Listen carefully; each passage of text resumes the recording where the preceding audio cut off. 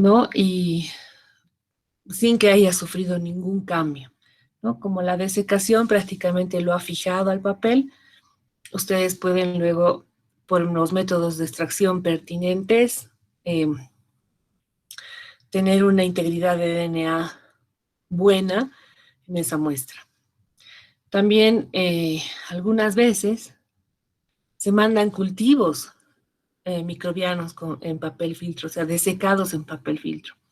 Por lo general, ustedes saben, este es un mecanismo que se ha utilizado, por ejemplo, para enviar eh, sobres bioterroristas, ¿no? Con esporas de algunas bacterias extremadamente patógenas, como ser el caso de algún ejemplo, alguno de ustedes sabe que haya conocido, haya escuchado uno de estos envíos de sobres. El más conocido creo que era el del Anthrax, Bacillus anthracis, creo. Exacto, ¿no es cierto? Entonces estaba desecado en el papel y las esporas fijas y bueno, cuando uno abre el sobre, las esporas obviamente se mueven, ¿no? Se dispersan, uno lo respira y prácticamente es fulminante la infección por Bacillus anthracis. Entonces, están restringidos esos métodos, ¿no? Hay otras desecaciones en silica gel, en arena, generalmente los hongos los desecan en arena y silica gel, o en algunos suelos que no tengan actividad de agua muy alta, ¿no? Porque puede favorecer el crecimiento más que preservarlo. Y algún momento hemos hablado de la inclusión o la eh, producción de bolitas de alginato, de agar-agar, de carragenina, que hemos discutido, ¿no? Como la encapsulación o la formación de estas micro bits o micro perlas, y en las cuales también podemos preservar en el tiempo. La cuestión es que una vez incluidas las desequemos, ¿no? Y guardemos de esa manera, así como las bolitas de silica gel que ustedes tienen para preservar sus zapatos o algún electrodoméstico, ¿no? Que llega siempre con su bolsita de silica gel. Entonces, de igual manera podemos guardar desecadas, si quieren, e incluidas muchas bacterias y hongos. Hay otro método que es la desecación en sal gruesa, que obviamente va a producir una deshidratación de las células, pero hay un riesgo grande. Luego, cuando se las hidrata, puede haber un fenómeno contrario, ¿no? Eh, por hipertonicidad, luego se puede dar una lisis. Entonces, está restringido solamente a las halobacterias, ¿no? Que pueden desecarse y obviamente resistir concentraciones elevadas de sal. Y es bien bonita esta parte porque uno puede imaginarse creativamente cómo transportar, cuando yo les había contado que muchas veces nos ha tocado traer cepas, obviamente no podemos traer cepas en nuestros tubitos, el pendor, diciendo aquí está las cepas, ¿no? Generalmente las hemos traído de esta manera, como si fueran en papel filtro, desecadas en papel filtro o en bolitas de alginato, ¿no? Para llegar acá y reconstituirlas inmediatamente. Bien, vamos a hablar del método de conservación por congelación. Y este método principalmente está dirigido a paralizar o detener el metabolismo celular porque disminuya la actividad agua en el entorno. ¿Qué quiere decir esto? Si ustedes imaginan una célula, en este caso una bacteria, tiene agua interna, como ustedes bien saben, en el citoplasma, y en la parte externa también existe agua, ¿cierto? La idea es que eh, disminuya la actividad de agua dentro de la célula para que al congelarla no se formen cristales internos en el citoplasma por congelación y esos cristales a la larga, ese hielo, ¿no? Pueda romper estructuras internas, membranas y obviamente finalmente producir la lisis, que no nos conviene. Entonces, ¿cómo es que vamos a disminuir la actividad agua? Generalmente tiene que tener algo de agua dentro de la bacteria y lo que hay que evitar es que siga ingresando agua poniendo un protector alrededor de esa célula que impida el paso de agua y que al congelar, primeramente, no se congelen tampoco las estructuras como las membranas y que al descongelar tampoco afecte el hielo que se ha formado externamente, ¿sí? Entonces, nosotros podemos detener el metabolismo celular de esa manera. Como ya no tiene un fenómeno de transporte, obviamente el metabolismo se detiene. Ustedes saben eso perfectamente. Y necesitamos considerar qué tipo de crioprotector, por ejemplo, vamos a usar, a qué temperatura vamos a almacenar, porque uno tiene varios rangos de temperatura de almacenamiento y hay que ver eh, en cuál de ellos no va a sufrir mi línea celular muchos efectos. O sea, parto desde preservar a 4 grados, a -20, a -40, a -60, a -80 y a -196. ¿En qué condiciones será que puedo cultivar a -196? ¿Alguien me dice?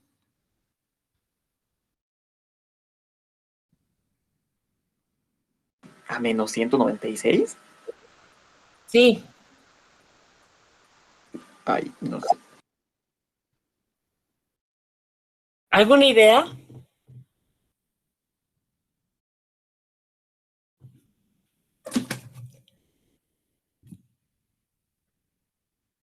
¿Nada?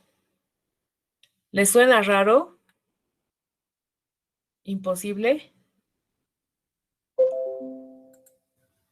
Entonces vamos a usar a nuestro querido, ustedes buscan así generalmente, criopreservación a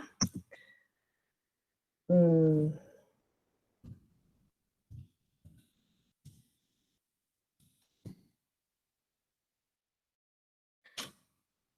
miren, aquí hay hasta -160. ¿Qué les puede sonar? -196.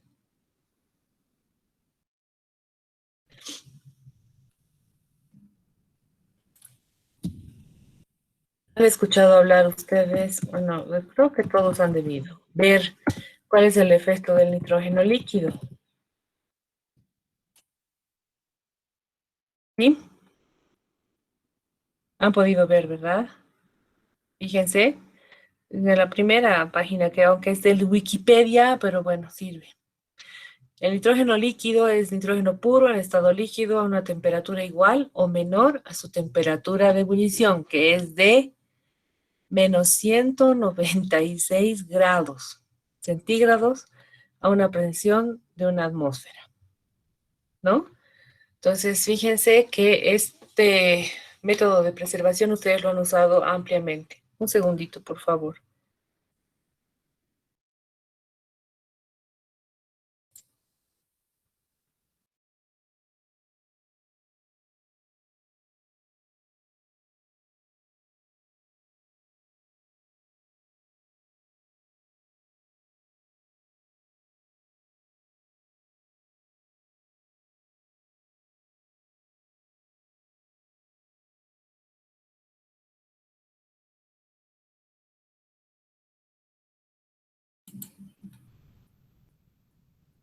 Ok, gracias, van a disculpar.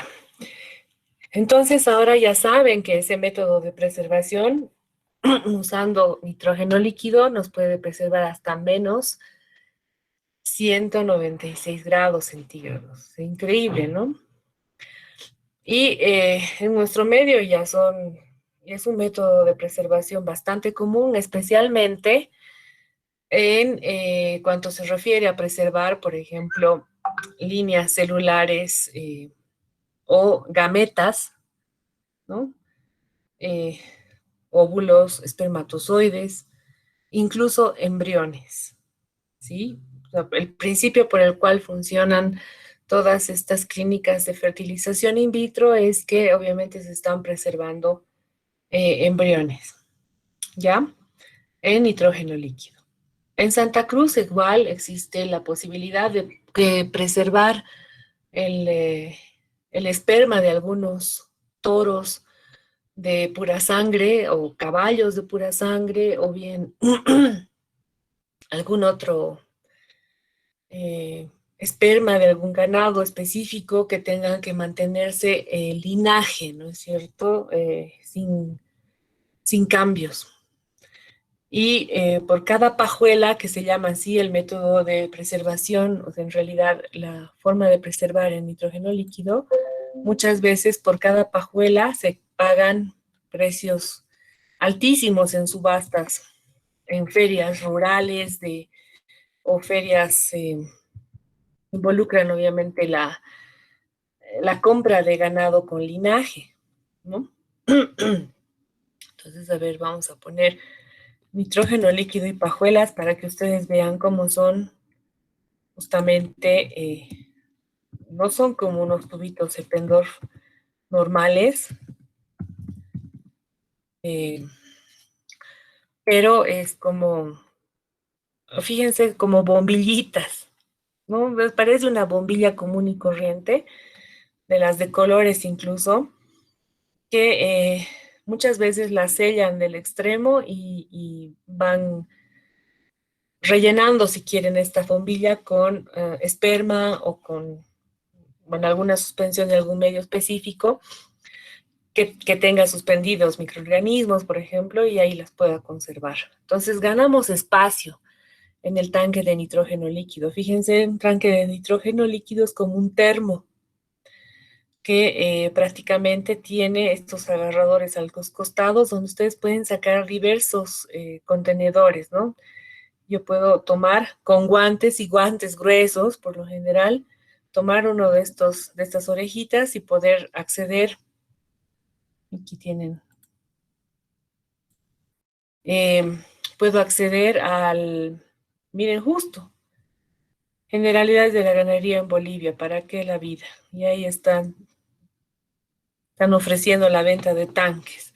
Entonces, fíjense que aquí adentro hay este tipo de receptáculos que se pueden jalar con estas orejitas y voy accediendo a cada uno de ellos y aquí está obviamente el nitrógeno líquido, ¿no? Hay unas cámaras precámaras, si quieren, de refuerzo y para ganar campo en estos tubitos generalmente se guarda en las pajuelas que les he mostrado, ¿no? En estas. Me ha interesado mucho a ver si curiosean un poquito esta página, porque querría decir que ya hay personas que se están dedicando a la biotecnología animal en el sentido de preservar, por ejemplo, gametas o en forma de semen o de óvulos o también embriones, ¿no? De estos ganados. Estos ganados, ustedes imagínense, cuestan carísimos, ¿no? Son pura pura cepa, son buenos, en el caso, ¿no? Buenos productores de carne, o en muchos casos el rendimiento de la leche es mucho mejor. Hay una mejora genética de estas poblaciones y, bueno, se preserva esa línea, ¿no?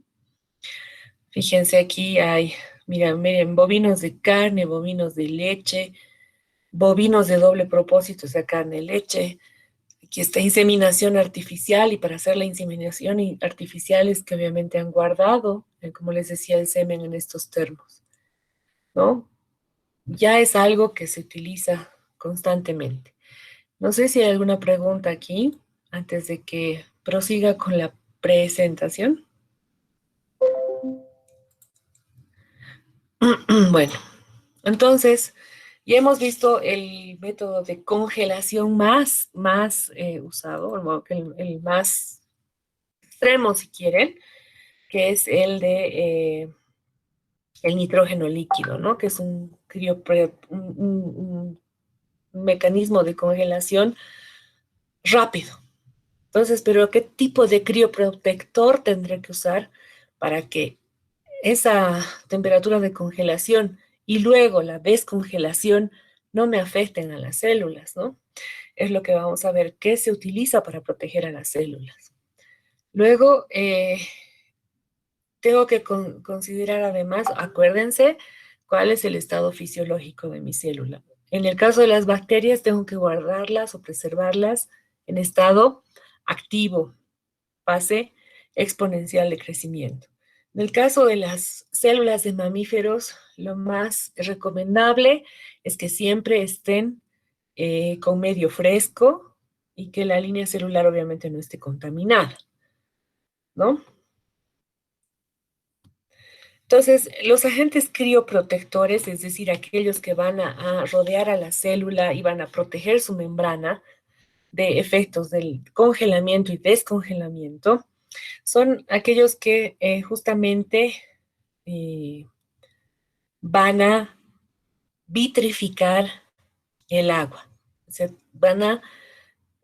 ustedes recuerden un poquito el efecto de vitrificación, ¿no? Que es obviamente, como su nombre lo dice, crear un espejo o un efecto vidrio, como rodeando cierta estructura.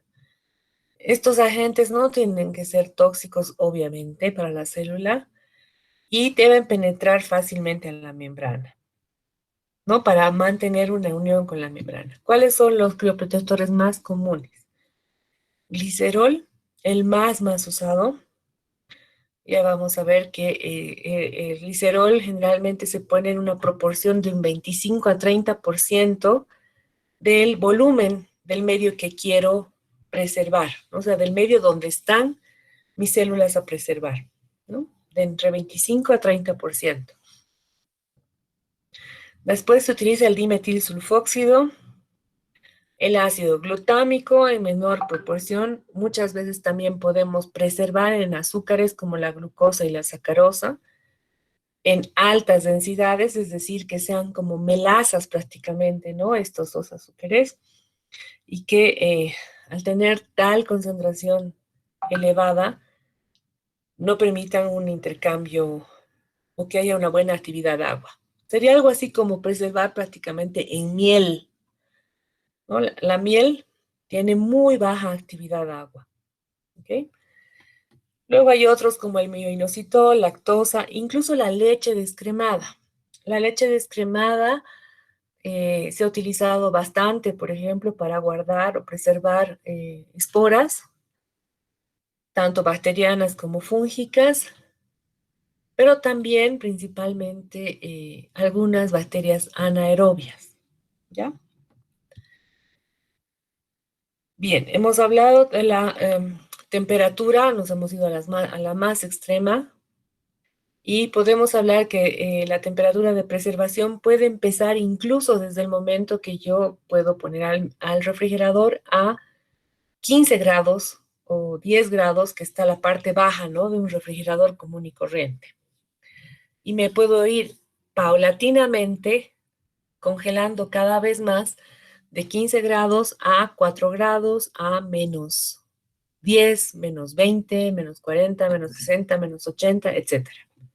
Entonces tengo que hacer pasos paulatinos y consecutivos, ¿no? De congelamiento. ¿Ok? Ya hemos hablado de esto.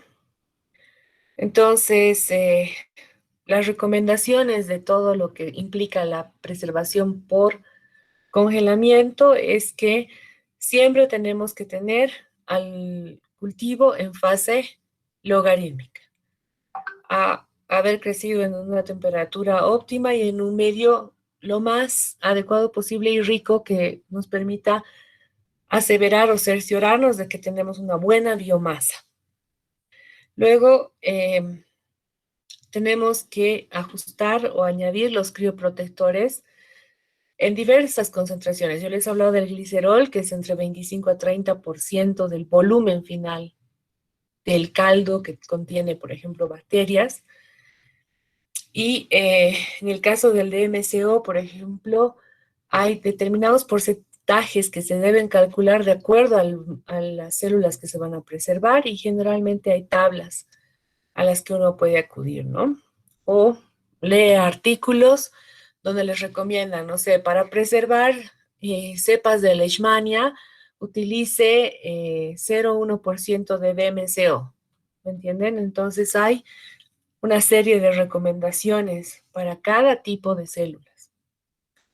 Bien, les he hablado de los pasos de congelamiento sucesivos y fíjense que la idea es reducir la temperatura lo más rápido posible, pero no de golpe, ¿no? Puedo poner media hora a 4 grados, luego media hora a -10, luego media hora a -40, media hora a -60 y digamos que quiero llegar hasta -80 y ahí lo dejo, ¿no? Y ese protocolo se debe seguir siempre. Y para descongelar, lo mismo. Si está a -80, no lo voy a descongelar a temperatura ambiente de golpe. Tengo que ir de -80 a -40 o a -20, luego a 0 y a 4 grados o 10 grados. Entonces he ido descongelando paulatinamente, no de golpe, porque esos descongelamientos de golpe son los que producen fracturas a nivel de la membrana, ¿no? Porque los hielos, acuérdense que están como agujas, ¿no? Y van a ir lacerando la membrana, las membranas en general, ¿ok? Vamos a hablar del método de conservación por liofilización. La liofilización, ¿qué es la liofilización? ¿Ustedes, alguno de ustedes sabe, ha visto, ha tenido posibilidades de liofilizar algo?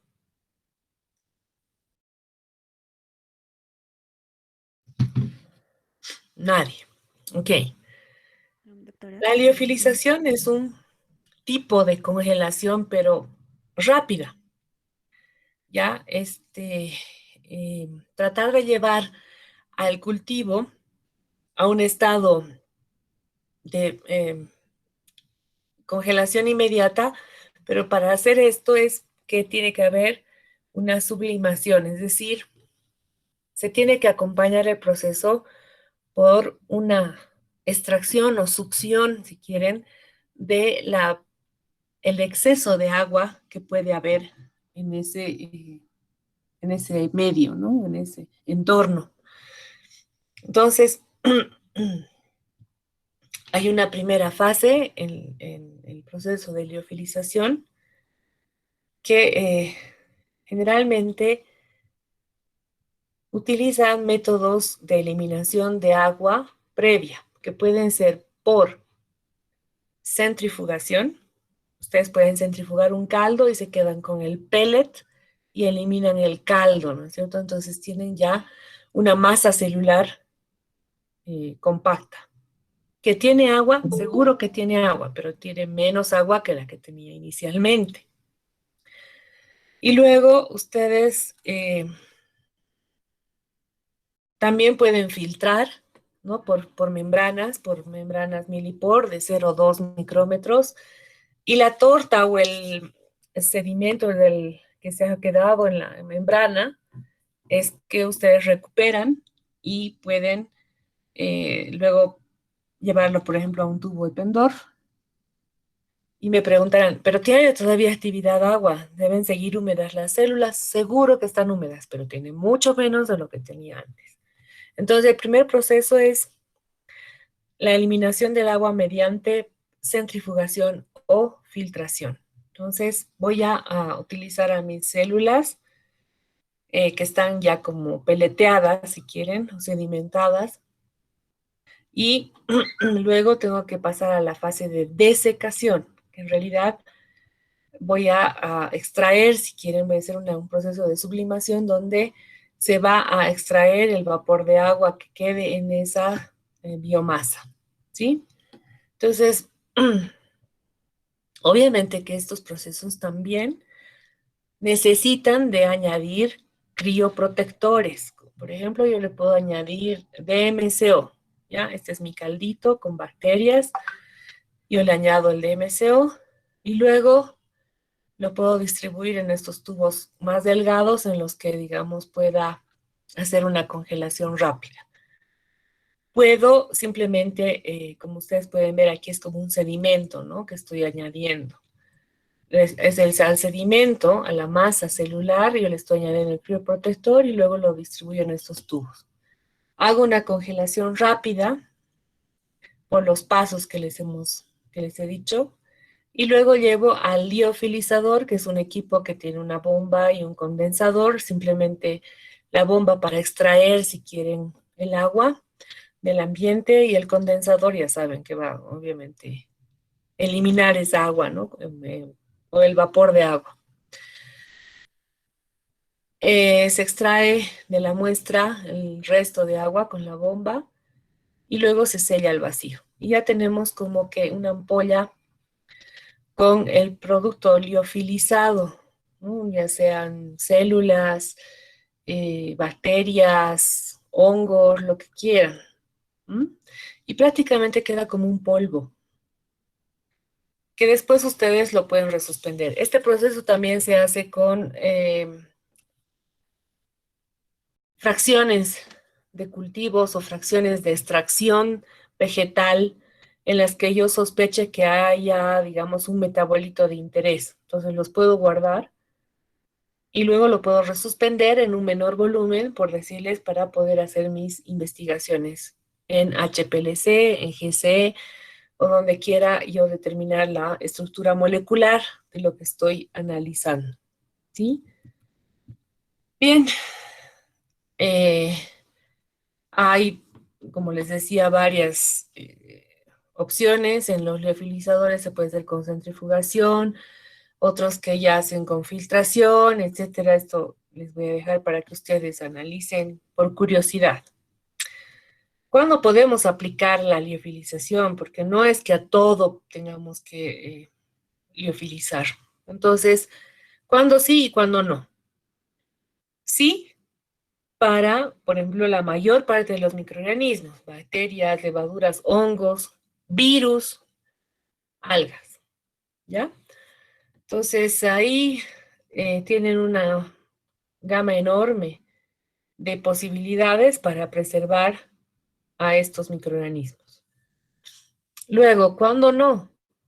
En el caso de microorganismos delicados, principalmente que por ejemplo, tienen vida intracelular, como ser clamidia, ¿no? No se pueden guardar por estos métodos. ¿Por qué? Porque tengo que guardar incluso la célula, ¿no? Y cuanto más grande sea el microorganismo, más difícil de guardarlo por liofilización. O en el caso, por ejemplo, de los protozoos, células animales, células vegetales, que no se pueden preservar fácilmente por liofilización. Entonces, la liofilización está dirigida mucho más a microorganismos que a células animales y vegetales, que son otros métodos que tendríamos que usar para preservar estas líneas, ¿no? Bien, habíamos visto que tenemos que tener ciertas características en el medio en las condiciones de cultivo y en el medio de cultivo que se va a utilizar para preservar. Eh, Les decía que era mejor crecer al microorganismo en un medio riquísimo. Disculpen la exageración, pero es así como yo me aseguro de tener una buena biomasa y que esté en fase exponencial, ¿no? De otra manera, también tengo que acordarme de considerar que para el proceso de liofilización, por ejemplo, o de congelación, muchas veces tengo que respetar que mi microorganismo sea aerobio o anaerobio y no quisiera afectarlo en el proceso de preservación, ¿no? Por ejemplo, si yo centrifugo mis microorganismos anaerobios, sé que el pellet puede estar expuesto a concentraciones de oxígeno que pueden lastimar o eliminar o disminuir mi biomasa, ¿no? Porque no es un metabolismo respiratorio. Entonces tengo que inmediatamente agregar el crioprotector para que no haya fenómenos tóxicos, ¿no? Bien. Mm, Vamos a dejarlo. También. ¿Cuáles son las ventajas y desventajas de la liofilización? Es que puedo, les decía, preservar por mucho tiempo en esas condiciones. Puedo guardar hasta años, 2, 5 años, sin que haya una variabilidad en esos microorganismos. Y como bien habíamos visto también, esto se puede utilizar para la producción. Entonces yo puedo guardar mis líneas celulares y sacar un tubito para cada proceso que vaya a desarrollar por día. Así me aseguro de que mi biomasa no ha cambiado de eh, identidad genética y obviamente identidad fisiológica, ¿sí? El problema es que es un proceso bastante costoso. A veces se necesitan liofilizadores industriales que ustedes no se imaginan. O sea, si podemos pensar en algún momento eh, cómo sería, por ejemplo, un liofilizador industrial, les voy a mostrar. Entonces, un liofilizador de mesa generalmente es bastante liofilizador.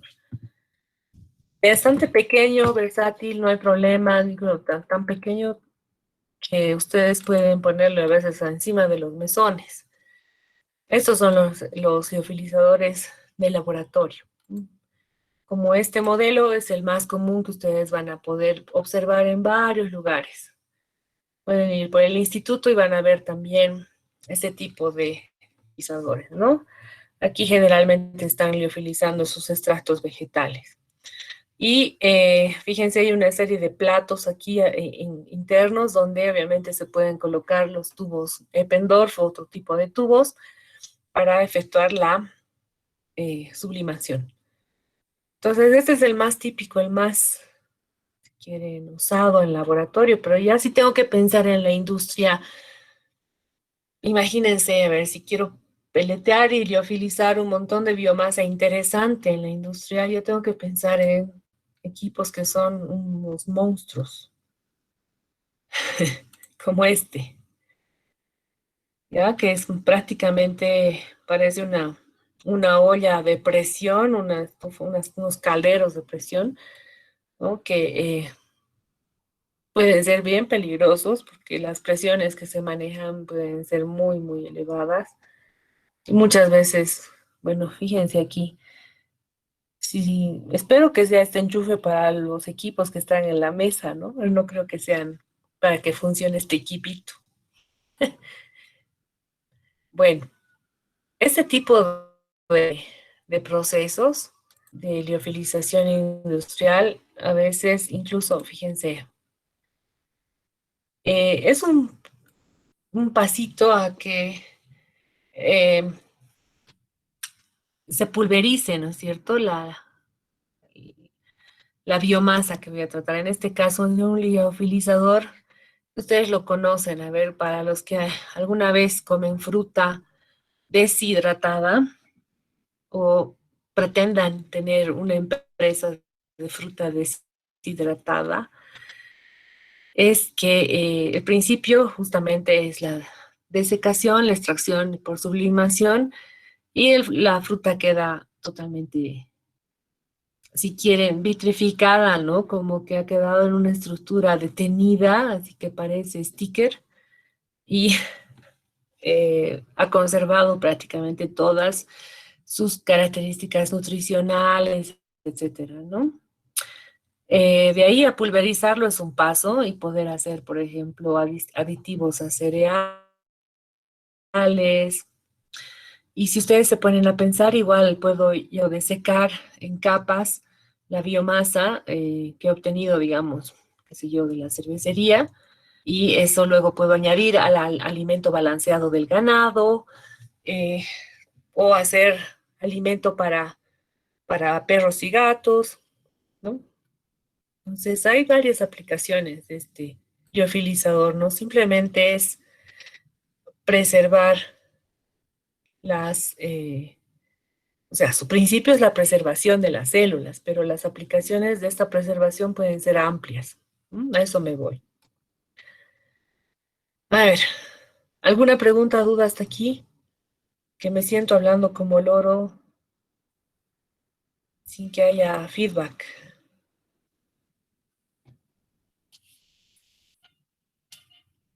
Nada. Doctora, una pregunta. Sí, En el caso de las vacunas, ¿también utilizan lo mismo? Por ejemplo, las vacunas para el COVID que dicen la liofilizada. sí, exactamente.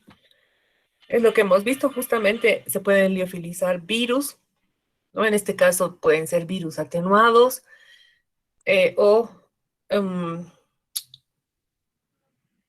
la otra que viene, sí, los virus atenuados pueden ser liofilizados. Por lo general se resuspende con bajas cantidades de agua para que la dosis a ser vacunada obviamente no sea molesta, ¿no? Imagínense que uno lo vacunen con 5 o 10 ml. Doloroso. Encima que ya uno viene asustado, ¿sabes? Es una baja dosis que además tiene que entrar como un shock de golpe. Por eso es que se lo liofiliza y se lo resuspende en bajo volumen. Y es mejor cuando uno tiene un producto liofilizado que puede resuspenderlo, digamos, en su laboratorio, porque así se asegura que no va a tener cadena de frío. Esas vacunas liofilizadas no necesitan ser preservadas a -20, -40, hasta -80 han pedido en algún momento, ¿no ve? Esas vacunas liofilizadas pueden mantenerse en un refrigerador común y corriente a 10 grados, simplemente para que no haya variantes, digamos, de la temperatura ambiente, que como ustedes pueden apreciar, cada día empezamos el día con -2 y terminamos a mediodía con 20, 22 grados. Esa diferencia puede afectar, pero solamente por esa razón es que se preserva en un refrigerador común, ¿entienden? Y en general no necesitaría, no precisaría de refrigeración algún producto liofilizado, como el caso de las vacunas liofilizadas. Oh, súper. Bien, buena pregunta. Dime. No decía gracias por la explicación eso. Las No, vacunas. no, tranquila. Bien, vamos a hablar de los otros métodos alternativos. Por ejemplo, el que utiliza la conservación por transferencia periódica, ¿no? Estos por transferencia periódica, ustedes tienen que pensar que tienen que estar dispuestos a tener una rutina de resiembra. Entonces, por decirles, voy a repicar mi cultivo cada 2 meses, o cada 6 meses, o cada 4 meses, pero esa rutina tiene que cumplirse. Entonces, no me puedo olvidar de que tengo que repicar porque voy a perder mis líneas celulares. El problema es que haciendo un repique, una resiembra, ¿qué es lo que vamos a obtener? Seguramente van a haber mutaciones en el tiempo que van a cambiar la identidad genética y obviamente la identidad fisiológica de este microorganismo. Entonces, no es muy conveniente.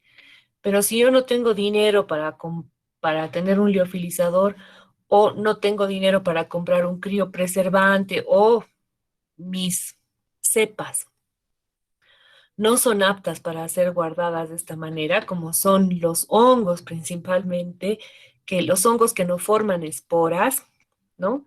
Los hongos de sombrero, los basidiomicetos, los que comen ustedes, ¿no? Los champiñones, etcétera, no se pueden guardar generalmente de esta manera, o sea, por preservación, por congelamiento, y tengo que resembrarlos, no me queda otra.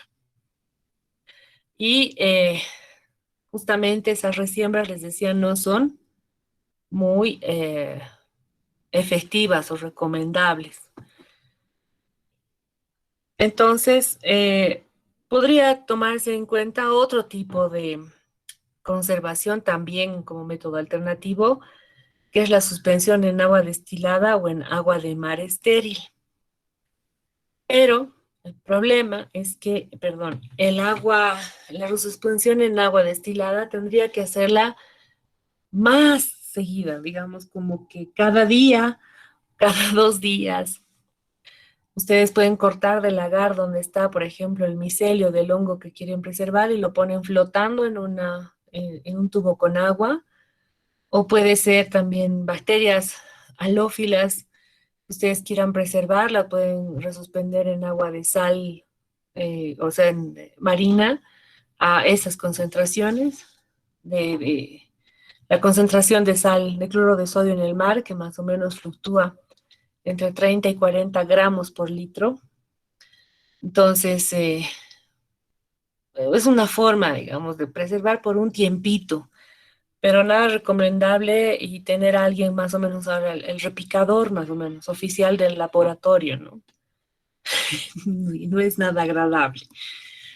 Bien, ahora tenemos los métodos restringidos que hemos estado hablando un poquito, como los de desecación en papel filtro o en arena, en silica gel, en bolitas de alginato, en sal gruesa o gorda también le dicen, ¿no? En el papel filtro, por ejemplo, la forma mm, de proceder es que primero que ustedes se tienen que cerciorar de que este papel filtro esté estéril, ¿no? Para eso tienen que esterilizarlo por calor y altas presiones, es decir, autoclavando, porque de nada sirve que lo irradien, o sea, no va a, la irradiación, pues por luz ultravioleta no me va a eliminar todo lo que hay en esta superficie, porque no mm, pasa a través del papel, ¿no es cierto? Los rayos UV. Y lo que tengo que hacer es esterilizarlo por autoclave. Una vez que está bien esterilizado, yo puedo colocar, por ejemplo, con la micropipeta, gotitas del cultivo, ¿sí? Aquí tengo mi cultivo, una suspensión celular, lo puedo perdón, centrifugar y tener con un poquito de caldo para poner gotitas sobre este papel filtro. Y luego este papel filtro lo llevo al desecador, ¿no? Y en unos paquetitos cerrados si quieren, cosa de que no se contamine dentro del desecador, o si lo voy a dejar de forma abierta, por lo general ponemos dentro de una cajita Petri, ¿no? Y dejamos que se seque completamente. Luego lo podemos transportar en una bolsa individual, igual estéril y identificado. Entonces ya es como que si fuera un papel común y corriente, ¿no? Sin mayor problema. Luego cuando voy a recuperar el cultivo, es simplemente introducir el papel filtro en el medio de cultivo adecuado en el que se había crecido a este microorganismo y vuelve a crecer, ¿no? Sí, en el suelo igual, o sea, es como que tener un suelo estéril, una tierrita estéril, igual autoclavada.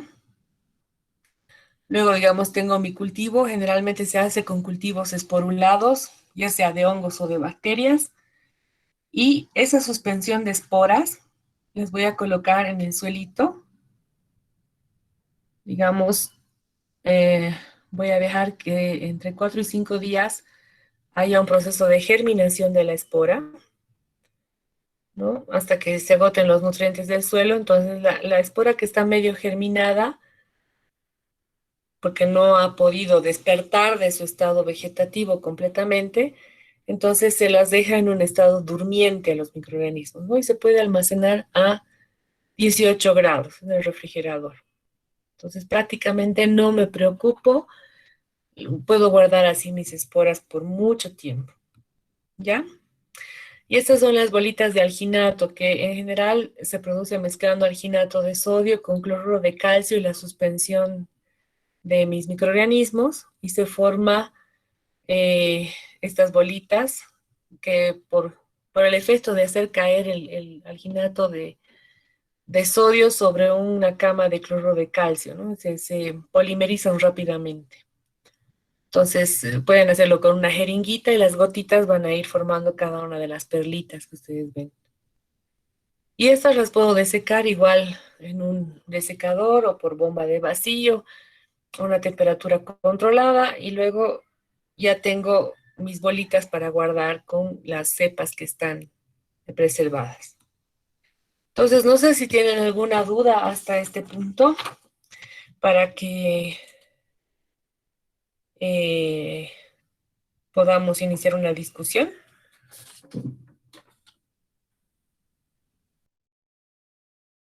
Nada.